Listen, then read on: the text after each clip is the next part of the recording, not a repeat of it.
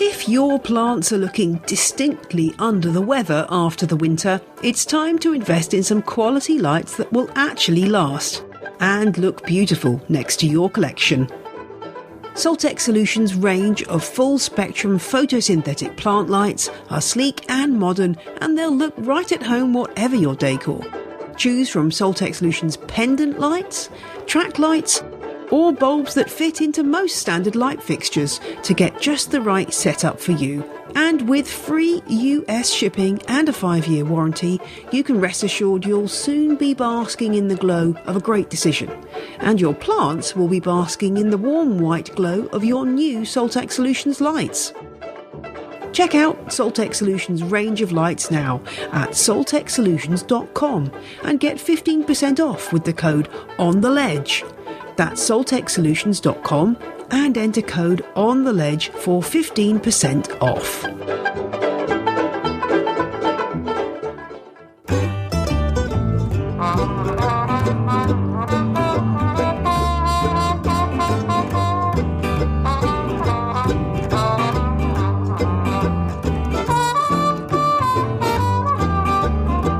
Hello and welcome to On the Ledge podcast.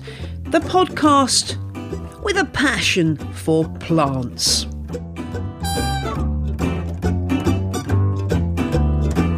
I'm your host, Jane Perrone. It rhymes with Stallone. But if you can roll your R's, please feel free to zhuzh it up a bit. Fun fact, despite my Italian heritage, I am unable to roll my R's.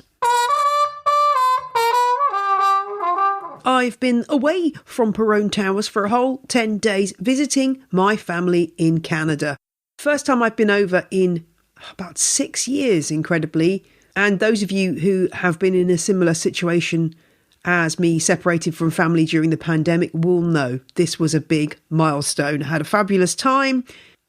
Sorted out houseplants owned by both my sister and my mother. And in fact, it gave me an idea for an episode. I'm going to do an episode on how to look after houseplant gift baskets and what to do when they start to look a bit, as we say in my household, rampety. I can't promise that's an actual word, but I think you know what I mean. So that's coming up soon. If you've got a houseplant gift basket query or a disastrous gift basket that needs some care and you want some advice, please do send me some pictures and I will endeavour to include all of that in that upcoming episode. And just a quick programming note. Maya got in touch to let me know that the pouring water sound effect that I use in a lot of episodes is really uncomfortable hearing for people with misophonia, which is a sensory disorder, which means that certain sounds and stimuli are really unpleasant. It also can affect people with other auditory sensitivities, which is quite common if you happen to be a neurodivergent person. So this hadn't occurred to me. I'm really glad that Maya brought it to my attention, and I'm going to stop using that sound because I don't want anyone to feel uncomfortable while listening to the show. So apologies if that's been an uncomfortable experience for you, and I shall make sure that that doesn't happen again. Thanks for letting me know about that, Maya.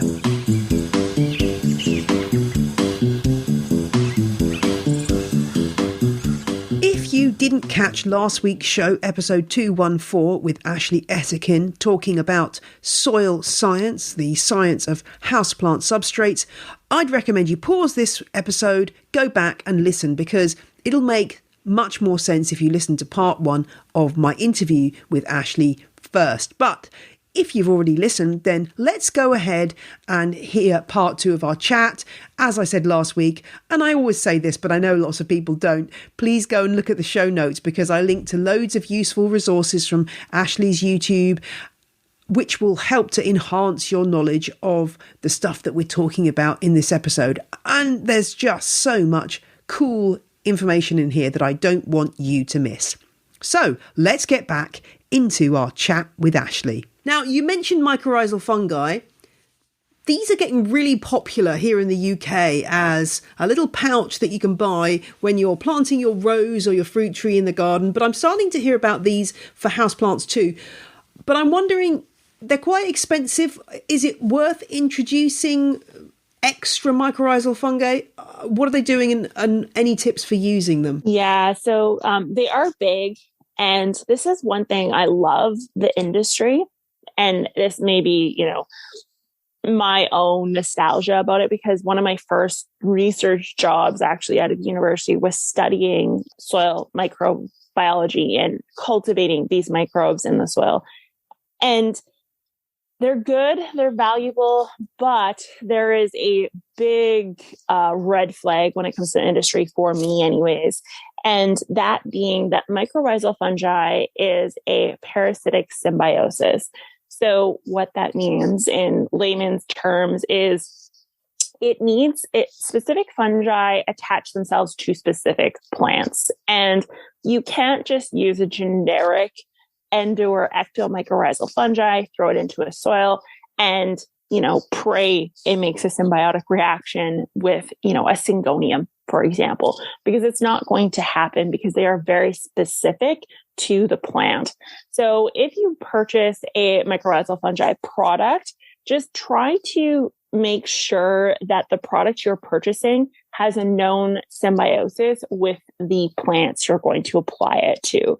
And that's my biggest takeaway from that. If you don't have that symbiotic relationship, or there's no studies showing that, your syngonium or your monstera forms a relationship with this fungi, then it's not going to benefit you at all. It's just going to literally sit in your soil as a fungal spore.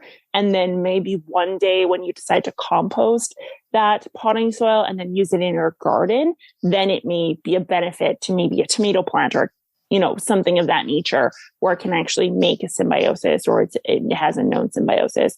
And I haven't, to be quite honest with your listeners, I haven't seen a product yet that has a species of mycorrhizal fungi, ecto or endo, that has any form of symbiosis with a tropical plant.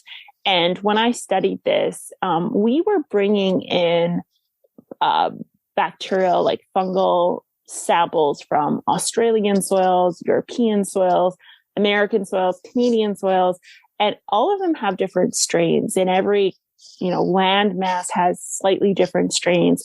And so unless these mycorrhizal products are claiming to be inoculating or taking their inoculants from tropical areas that a lot of houseplants come from, I'm just going to stay in the corner that says these probably aren't going to work for houseplants, because I don't know anyone going into the tropics and cultivating these specific species.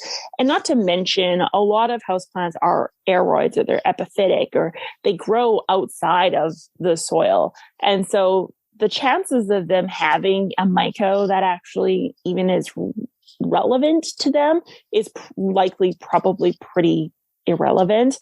The only ones I could say may have some sort of symbiotic myco relationship would be like a cacti or a succulent, something like that. Maybe I would lean more so towards having that benefit. And the other thing that I look for my gardeners, because I do have gardeners on my channel as well, I always try to point them in the direction of looking for that symbiotic relationship, looking for a broad spectrum product. So there's a lot of products out there, such as like the Pro Mix. They say they have mycorrhizal fungi in it here in Canada, and it has one strain. It's not a diversified strain. Now, given that strain that they have is relatively universal in the sense that it forms some sort of symbiosis with a broad range of classic plants that you would grow. But you want to go for broad spectrum. So there are products out there such as Root Rescue, for example. It has 18 different species of mycorrhizal fungi, a mix of ecto and endo mycorrhizal fungi species. So that's a good one to go with. There's also Mike's Myco, I believe it's called, and it has like a 4-part system. And that one has Rhizobium bacteria, it has beneficial fungi, and then it also has the ecto and the endo mycorrhizal fungi, and it has a minimum of 4 species of each in every single package. And then the other thing you want to look for to just really make sure you're not getting ripped off is make sure that the CFUs are listed on your product. So there are a ton of products out there that aren't listing the CFUs on their labeling, meaning you could be getting all different sorts of, volumes of microbes. You could be getting next to none and just getting a whole bunch of filler, or you could be, getting the best bang for your buck, which I would probably lean more so to the side of they don't know what the CFUs are, or the CFUs are too low to actually publish in the package and no one knows what that is. So we'll just sweep it under the table. But Root Rescue and the Mike's Micro does list the CFUs. And so I have more confidence in those brands. And all CFU is, it's called colony forming units. So it's just a way of microbiologists, soil scientists will use this too, to determine how many colonies or the total number of bacteria or fungi in a product, or in our soil or whatever the case is. And, you want it in the millions. So it should say something like 7.8 to the power of, 10 to the power of 8. It should have 10 to the power of usually on it. You never want it to say like 1800 or something like that. It should always be to the power of. I've just got this image now of this poor fungal spore sitting there for many years in a houseplant pot and then finally being released into the compost heap and then finally ending up finding a tomato plant and going, my mission has been achieved. And it's able to finally form a symbiotic relationship with a root. I think all of us underestimate the power of fungi in the world and the incredible things they do. When they're forming these symbiotic relationships, I'm presuming this is a two-way street, as in the fungus is benefiting from the plant and vice versa. What are they actually getting out of it? So it is forming a symbiosis and they are getting benefits. So if we're looking at ecto, and then you'll see ectomycorrhizal fungi on packaging. And all that is that's a fungi that's laying on top of the root or in the rhizosphere is what we like to call it. And so those fungi are benefiting from the exudates that are released from the plant, which are just essentially like the plant, really putting out a package of McDonald's or KFC or Taco Time, whatever the case is, to attract really specific bacteria into the area. And so the fungi are benefiting from those sugars.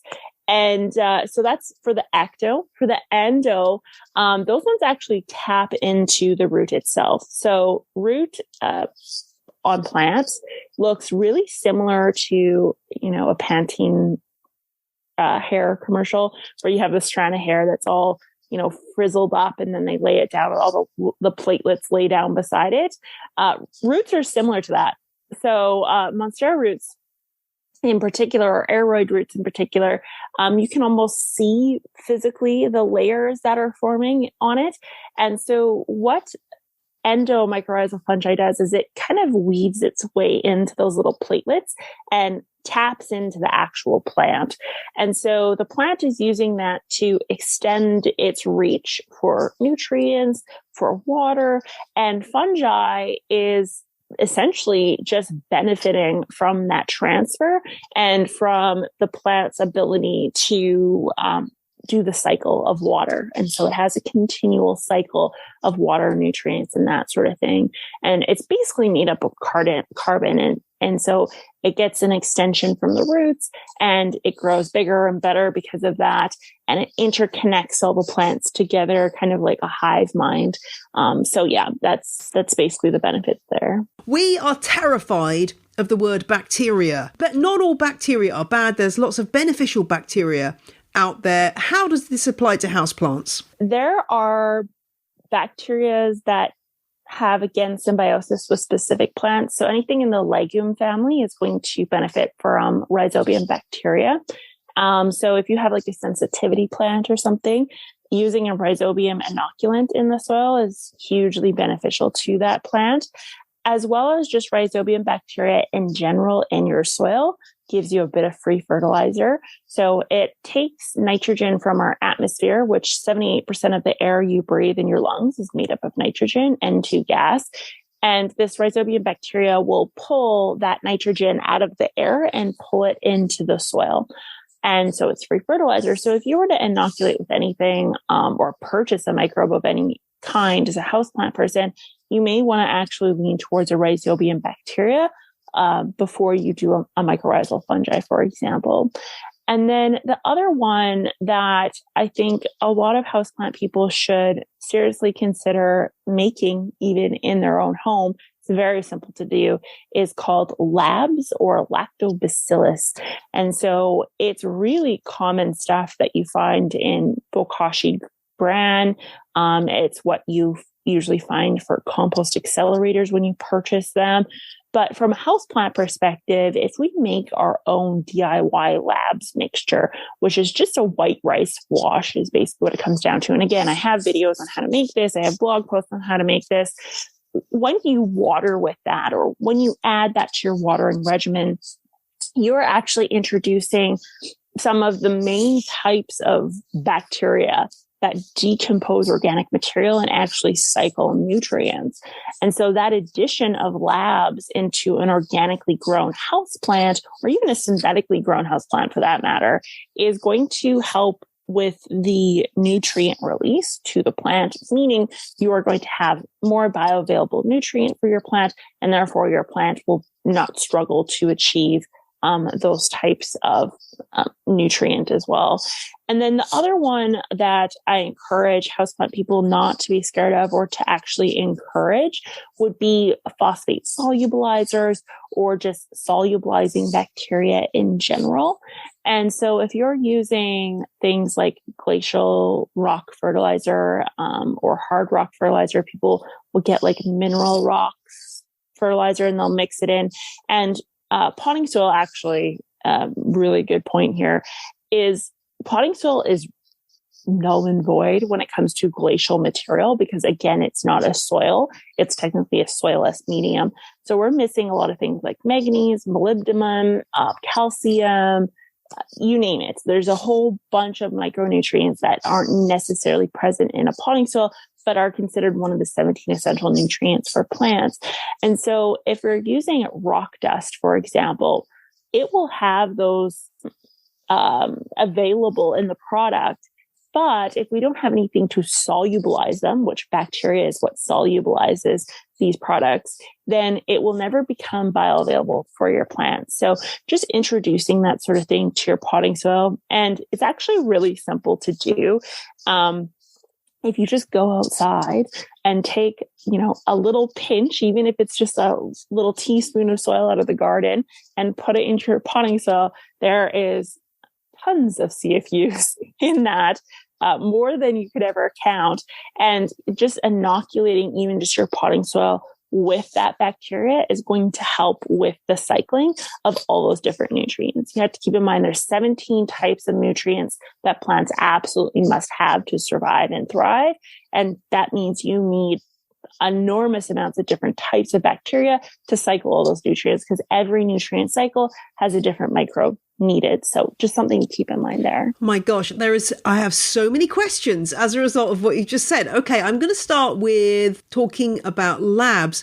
So you mentioned, I think you mentioned bokashi in there. Now, I make bokashi with food waste bokashi for my garden. I put the fermented food waste, either bury it in the ground or it goes in my compost heap. So should I be using the liquid that comes out of that, the leachate? Should I be watering my houseplants with that from the sound of it? Or is that... Yes. Okay. So that why have I not been doing that? That's crazy that I've been using it on the garden but not on my houseplants. Yeah. So if you are a bokashi composter, absolutely use the liquid from your bucket on your houseplants. Absolutely. Yeah. Okay. I use it on mine. It's full of microbes. Likewise, why haven't I not been thinking about using rock dust? Again, because I've bought that for my vegetable garden in the past and I haven't even thought of using it on houseplants. So now I'm feeling pretty silly. Yeah, it's quite widely available here in the UK, although I think it's one of those things that you kind of have to be probably, I would say it's not that widely available in most garden centres. You probably have to go to a more specialist kind of company to get hold of it or get it mail order. But that's so interesting. The rice wash, you're literally talking about like what you would do, rinsing rice before you cook it. Save that. Is it that you just save that? Is that what it's involved? Is there more? There's got to be more to it than that. There's like a little bit more. So yeah, you would save that water that comes off of that minus the rice, and then just put it into a mason jar and let it sit for about a week. And then if you have some spoiled yogurt, some spoiled milk, any sort of dairy product, just mix that in. So for every 1 part rice wash water, it's 10 parts milk. So if you have 1 cup lactobacillus, you do 10 cups milk or dairy product. And so I just recently made a batch of it and I had some expired Greek yogurt in the bottom. I literally put it into a blender. I put 10 cups of water. I blended my yogurt up. And then that's what I use to inoculate my lactobacillus mix. And then you can separate that out. It may come out to be, 2-3 mason jars. And then just put it in a nice, dark, cool area for about 2 weeks. And you'll end up with this really gross looking curdled milk thing on the top. And then just take a turkey baster and baste out all the liquid, leaving behind all the solids. And then that mixture, that is it. That is your lactobacillus. And you can store it in the fridge for up to, a year. Sometimes I would assume you're going to go through it much quicker than that. But you can store it in the fridge, or you can use it right away, or just keep it in a nice, cool, dark area. You see it stores for about 3 months in an environment like that. And yeah, that's it. If you wanted to transfer it into like a bran to use in a bokashi bucket, then you just would add a cup of molasses, unsulfured molasses, 10 cups of water, mix up your lactobacillus in there, and then you would just spread that onto a carrier. So that could be like bran, or it could be, I've used chicken feed in the past. You could use cornmeal, like whatever you wanted. And you just literally mix it up, dry it out, and then that's your new bokashi bran that you could then use to sprinkle on top of your buckets. Yeah. Mind blown. Okay, well, my husband's going to love having like weird mason jars full of stuff. What are you doing? I know, I hide mine. Yeah, I hide mine. Yeah. I have mine like in a closet right now. I have like 3 jars lined up.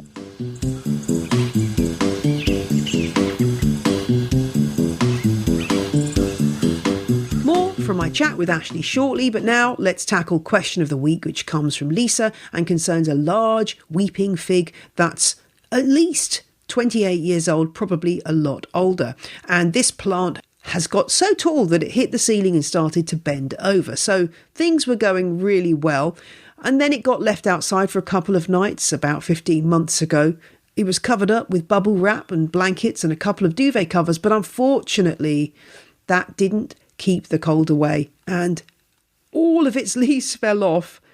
So this, as you can imagine, was a devastating experience for Lisa, and one that perhaps some of you listening have experienced, because this is what Ficus Benjamina, the weeping fig, does when it gets a little bit stressed. Even if you move it around your house, sometimes it can result in a large flurry of leaves. But you can imagine the shock that Lisa went through when that whole tree, this large tree, suddenly had no leaves at all.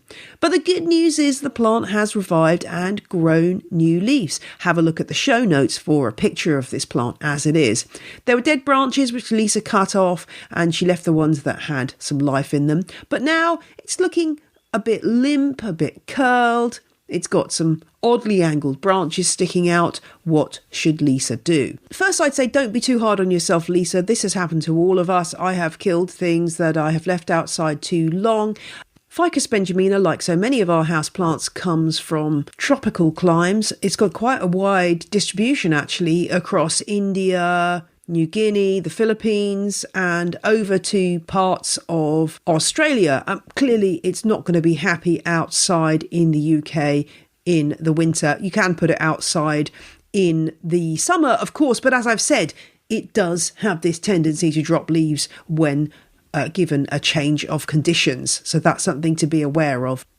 It's really worth going and having a look at pictures of this plant in the wild, because it can actually get to about 20, maybe even 30 meters tall in the wild. Can you imagine that? And like a lot of figs, this is one that starts off epiphytically growing in other trees and then kind of takes over, sending down rooting to the ground and then strangling the other tree.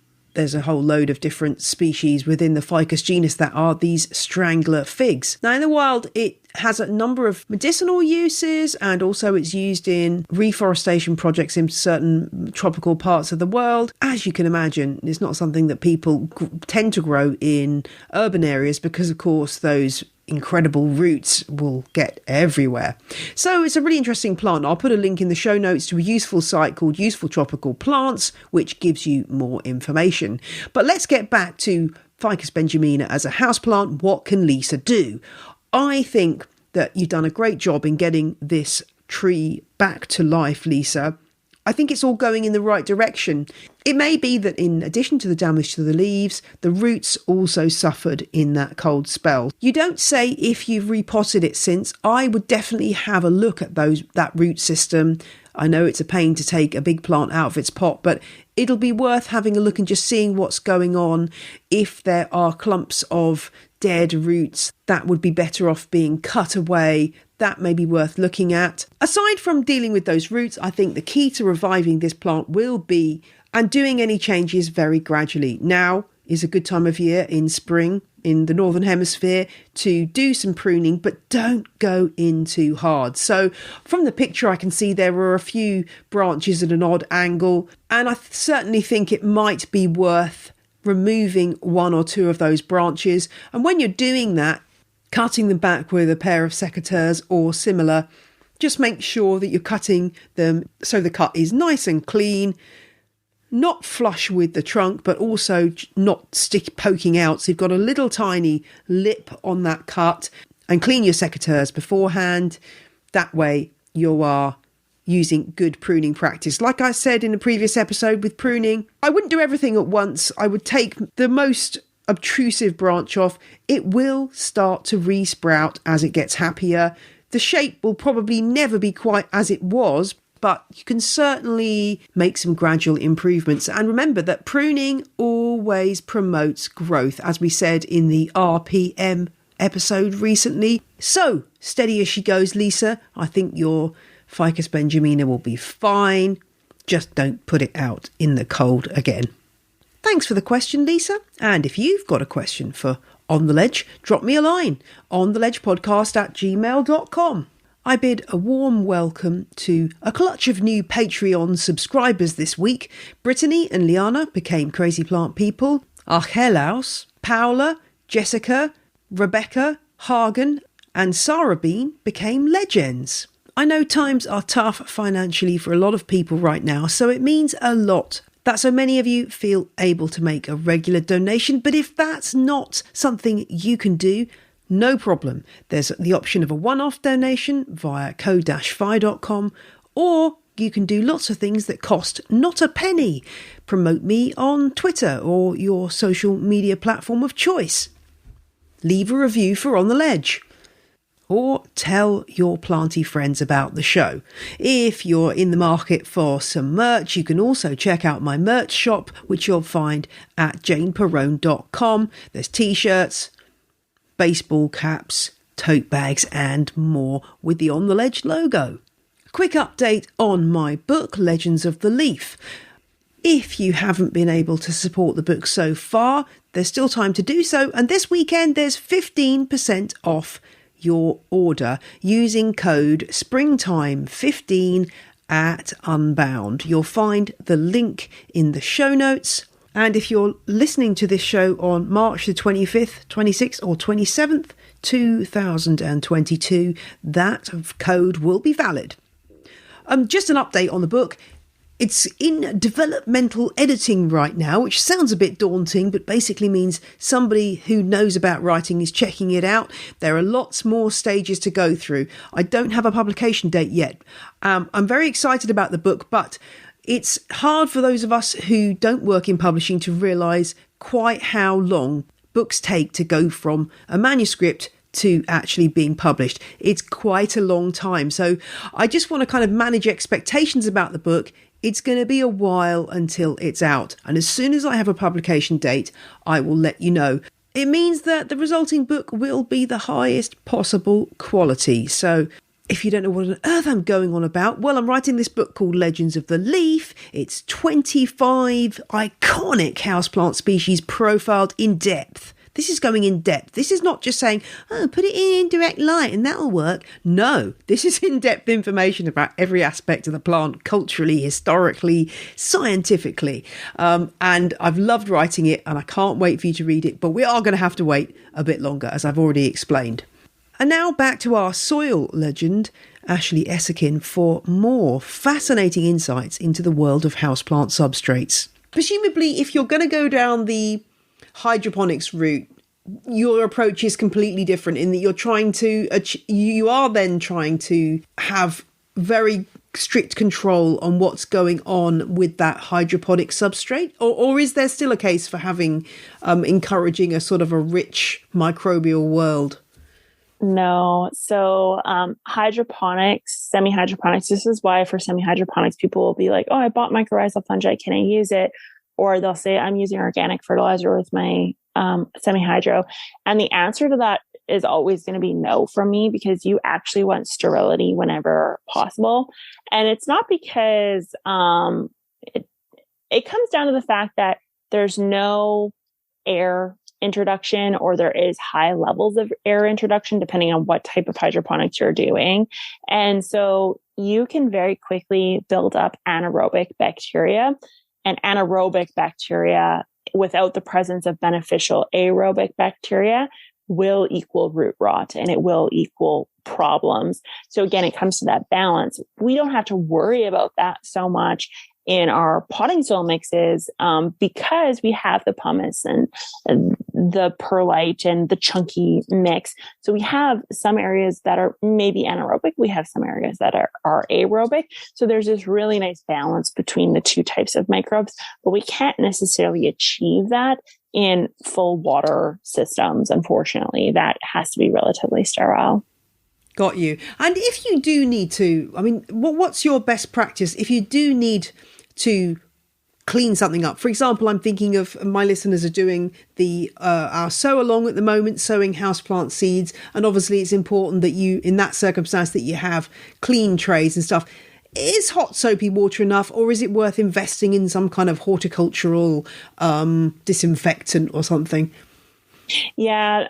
When it comes to seed starting, sterility is the exception. And I have to laugh because I just made a video on seed starting, and I was saying, like, this is the only time you will ever hear this out of my mouth, but we need to sterilize the soil. So I actually, the soapy water would work. You can also do bleach if that's more accessible to you. And then just make sure everything's nicely dried out. And then when it comes to actual potting soil that you're using, whether it be coconut coir or peat moss, whatever the case is, I always try to encourage people to skip out in the initial stages anyways, any sort of compost additions. In particular, the reason for that is if you, and it depends on your scenario, but there are plants release chemicals, and we call it allelopathic chemicals or allelopathic tendencies. And so plants, as they're dying or as their foliage is dying, it will release chemicals into the system around it. And this is Mother Nature at its finest. It's trying to reduce potential competition of other seeds in its environment. So if we compost a tomato plant, the tomato plant leaves are going to release a chemical that's going to suppress the germination of all the other plants around it, except for tomato plant seeds, because it doesn't want competition for the light, the water, the nutrients, which makes sense. So when we're using compost and we're mixing compost into our potting soil mixes, there's a potential for some sort of chemical release that's going to suppress the germination of a plant seed. So if you want to use compost or you're dead set on it, I suggest doing a germination test actually before you do the compost. mix. And all you would do is take straight compost that you're using, put 10 pea seeds in the mix, and make sure at least 8 or more of the pea seeds germinate. If less than 8 germinate, then there's potentially a chemical release still happening there. And it means that the compost isn't aged enough or it's sensitive. But when we are dealing with tropical plants, it's really hard to say if, what compost will not cause a suppression in germination, because they're so exotic and it's such a new industry. It's really difficult to say which composts are the best. So I always aim for, especially with exotic seeds, just plain Jane, just coconut coir or just peat moss, whatever it takes, with no other additions in it. I will wait until I bump up, which is an important process that gardeners use, but houseplant people should use as well. And it's just the bumping up from the single cells into a slightly larger container. And at that point, you can add your compost, your vermicompost. If you're using any sort of inoculant, microbe, you can dry apply that at that time and then pot up into a slightly larger container. And that would be the time when you would add those other organic amendments. But initially, when it comes to seed starting, just go with the absolute bare minimum. And the smaller the cell, the better when it comes to all that. That is so useful. Ashley, I have learnt a ton from this chat, and I'm sure my listeners have as well. My brain feels overwhelmed. I need to go and watch lots of your videos and absorb all of this fantastic information. So I just thanks so much for joining me today, and I hope that I can get you back sometime, because there's loads more things to ask you about. But I've taken up lots of your time, but thank you so much for joining me today. Yeah, no problem. It was a good time. I enjoy it.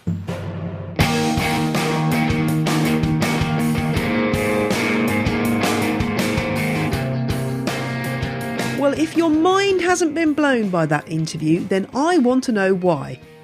Thanks so much to Ashley for joining me this week, and check out the show notes for lots of awesome links to Ashley's stuff. That's just about it. It just remains for me to say, if you're in the UK and you're into houseplants, have you signed up for the Plant Ledger, my email newsletter about houseplants for the UK scene?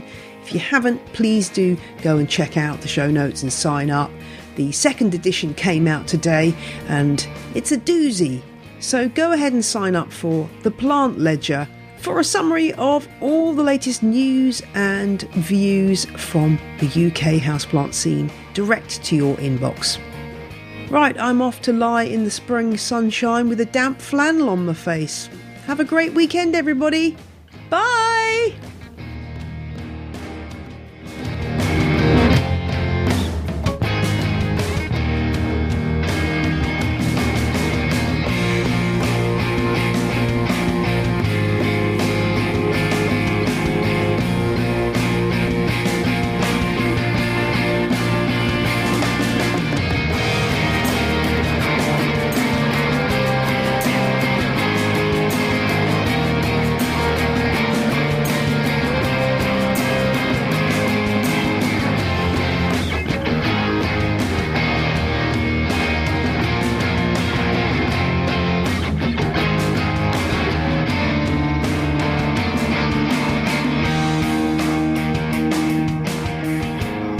Music you heard in this episode was Roll Jordan Roll by the Joy Drops, The Road We Used to Travel When We Were Young by Komiku, and Overthrown by Josh Woodward.